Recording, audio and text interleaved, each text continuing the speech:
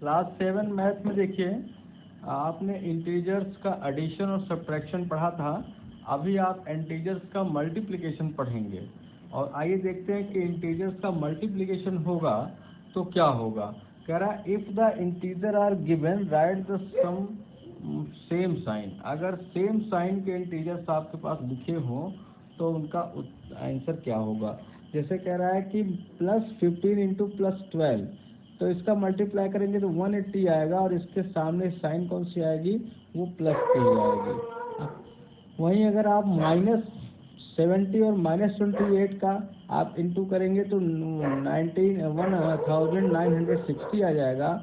और चूंकि दोनों जो है सेम साइन है इसलिए यहाँ ये प्लस हो जाएगा। देखिए सेम साइन होने पर जो प्रोडक्ट आता है वो पॉजिटिव साइन का आता है, ठीक है। अगर सेम माने लाइक जो है साइन नहीं है, आपका एक प्लस है एक माइनस है, तब तो आपका माइनस में आएगा। लेकिन अगर दोनों माइनस है या दोनों प्लस है तो आपका क्या होगा, प्लस में ही आएगा। जैसे आपका यहाँ एग्जाम्पल देख लीजिए, अगर दूसरा माइनस में एक प्लस में दूसरा माइनस में है तो ये -180 हो जाएगा। एक प्लस में दूसरा माइनस में तो माइनस आपका हो जाएगा। अगर दोनों प्लस में है या दोनों माइनस में है तो दोनों प्लस हो गए, ठीक। इस बात का आप ध्यान रखेंगे। आइए यहाँ कुछ प्रॉपर्टीज दी जा रही है। पहला प्रॉपर्टी कह रहा है the multiplication of integers closure property है। कह रहा है पहला क्लोजर प्रॉपर्टी बताता है कि अगर a जो है और b दोनों इंटीजर्स हैं, मान लिया a 6 है, a=6 है और b 6 है, दोनों इंटीजर्स हैं, तो जो इनका प्रोडक्ट होगा वो भी इंटीजर होगा। तो इसमें कहीं दो राय नहीं, a इंटू बी क्या होगा, 6 इंटू 3 हो जाएगा, ये 18 हो जाएगा। और 18 एक इंटीजर है, इसमें कहीं दो राय नहीं है। यानी ये आपका क्लोजर प्रॉपर्टी इस पर शो करता है। अब देखिए कम्यूटेटिव प्रॉपर्टी में कह रहा है अगर 2 integers can be multiplied in any order, 2 integers किसी भी आर्डर में मल्टीप्लाई करेंगे तो आंसर वही आएगा। यानी a इंटू बी करिए या b इंटू ए करिए। सपोज करिए कि a 5 और 6, b जो है 3 है, तो 5 इंटू 3 = 15। और अगर इसको उल्टा कर दें, 3 यहाँ कर दें 5 यहाँ कर दें, 3 इंटू 5 = 15 होगा। यानी ये प्रॉपर्टी भी ये शो करता है। अब आइए एसोसिएटिव प्रॉपर्टी। इसमें कह रहा है अगर 3 इंटीजर प्रोडक्ट हों remain same even and order of the grouping is change. अगर तीनों इंटीजर्स में क्या हो कि ग्रुपिंग का ऑर्डर चेंज हो जाए। सपोज करिए a = 2 है, b = 3 और c = 4 है।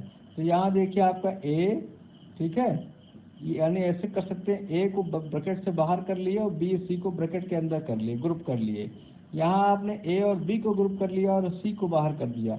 इन दोनों कंडीशन में अगर हम पुट करें वैल्यू तो a = 2 है तो 2 को हमने a और b और c को ग्रुप में रखा है तो 3 और 4 को हमने यहाँ मल्टीप्लाई करा दिया।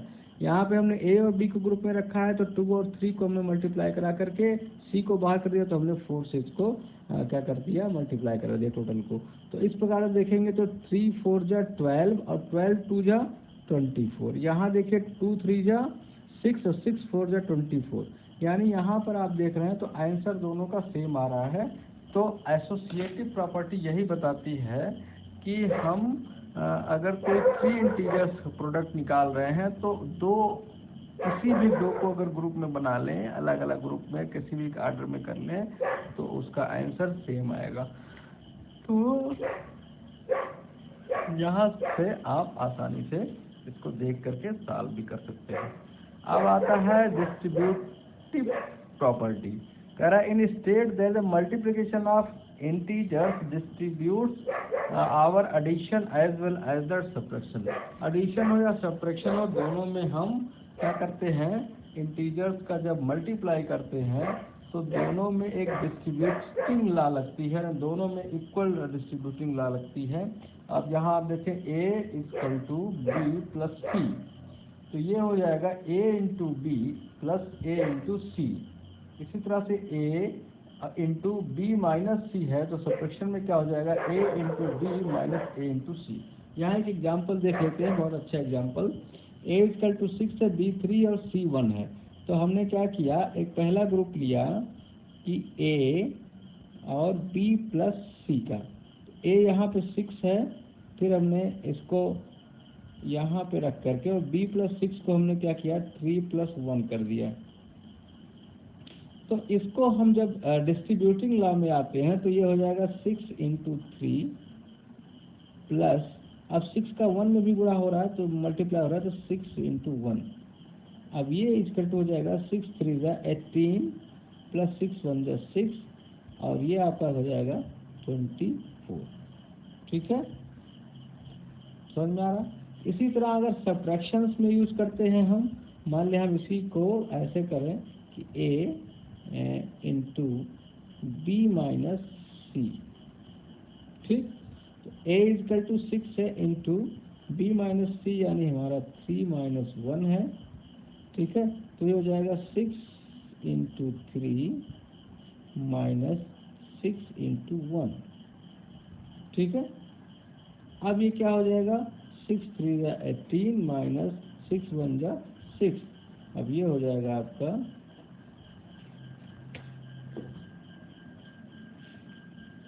8 माइनस 6 जो है ये आपका हो जाएगा 12। ठीक है, तो यानी सब्ट्रैक्शन हो या एडिशन हो, दोनों में क्या होता है, डिस्ट्रीब्यूटिव प्रॉपर्टी क्या होती है, ये जैसे बी और सी प्लस है तो एक दोनों के साथ डिस्ट्रीब्यूट हो जाता है। ठीक है, इस तरह डिस्ट्रीब्यूटिव प्रॉपर्टी में इसको शो करते हैं। आइए अब मल्टीप्लिकेटिव आइडेंटिटी के रूप में पढ़ते हैं।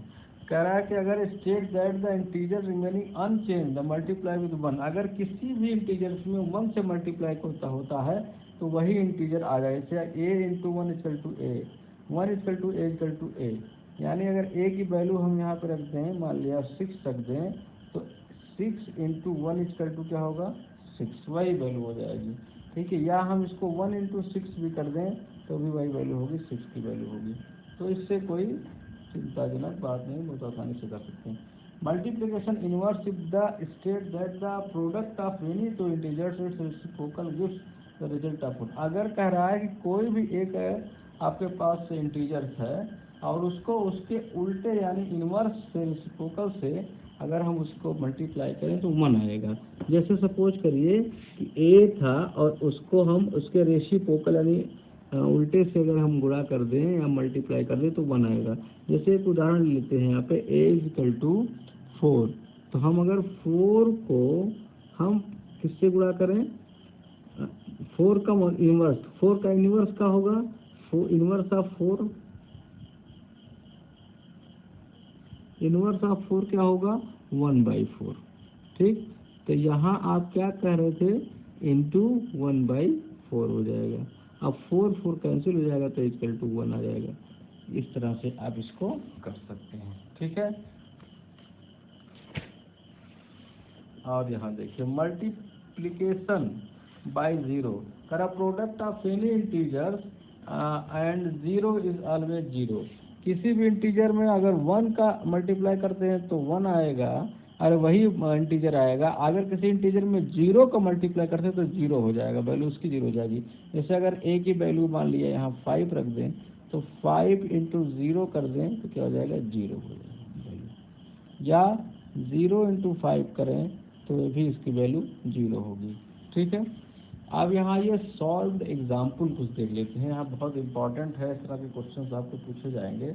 देखिए यहाँ पे क्या, -6 इंटू -6 इंटू -6 इंटू -6, आप देख रहे हैं माइनस साइन अगर आता है तो हम यहाँ मल्टीप्लाई करके जो आंसर आएगा यहाँ इसके सामने साइन कौन सा लगाएंगे।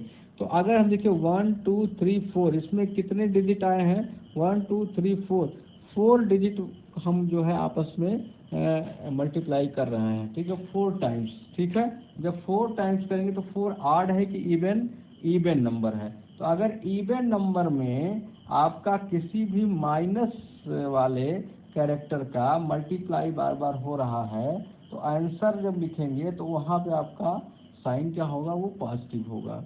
जब आपका इवन होगा, अगर यही आड हो, नंबर आड हो, यानी अगर हम यहाँ 11 इंटू 11 कर दी -11, तो तीनों में माइनस है तो यहाँ क्या हो जाएगा, 1331 के आगे यहाँ माइनस लग जाएगा। ध्यान दीजिएगा, अगर 3 टाइम्स होता है, 5 टाइम्स होता है, 7 टाइम्स होता है, 9 टाइम्स होता है, यानी ऑड टाइम्स में होता है अब वो साइन यहाँ माइनस आएगी।